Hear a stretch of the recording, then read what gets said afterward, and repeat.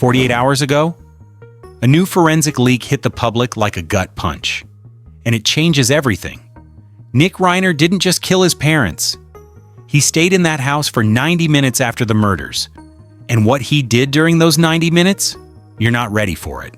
Because this wasn't panic. This wasn't grief. This was cold, methodical. And it's all been reconstructed in chilling detail. Before we get to what he did next, let's rewind to the exact moment the nightmare began. It started with a light switch. At exactly 1:47 a.m. on December 14th, the smart lighting system in the Brentwood mansion flickered on, but not from the master switch Rob and Michelle used every night. No, this light came from the side entrance, the one a stranger, or an intruder, would reach for. Seconds later, Michelle's iPhone stopped all background activity. The heart rate monitor on her sleep app spiked from 62 to 158 beats per minute in just 8 seconds. That spike wasn't stress, it was terror.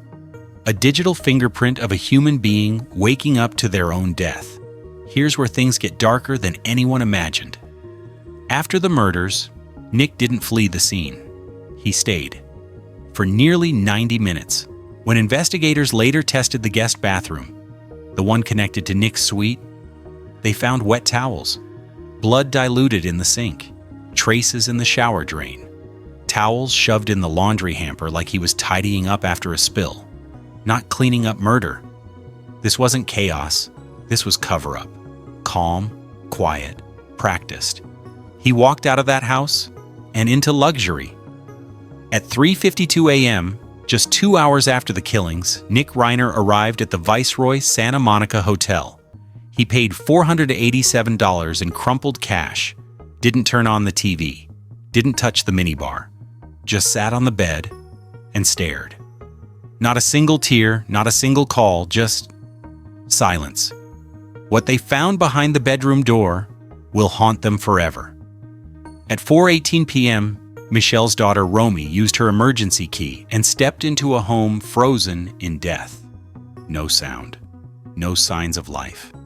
In the master bedroom, her father, Rob, partially on the bed, partially on the floor. In the bathroom, Michelle, collapsed near the tub. Their final positions told a story, not of surprise, but of slaughter. The blade didn't just kill them, it chased them. Rob Reiner had 11 wounds, defensive marks on his palms, and a fatal throat slash that cut so deep it severed both carotid arteries. Michelle had 14, but it gets worse. Blood spatter patterns showed she made it out of bed. She backed away, fought, raised her arms, and was hunted down across 12 feet of space before the final blow landed near the bathroom door. She didn't go quietly. She fought for her life. Every second of it. The weapon disappeared. The blood didn't. Forensics suggest a fixed blade 6 to 8 inches long, kitchen chef's knife or hunting blade, but it's gone. Likely tossed along Sunset Boulevard. LAPD dogs and dive teams have scoured storm drains for weeks. But one thing is clear, this wasn't rage that faded. This was violence that lingered.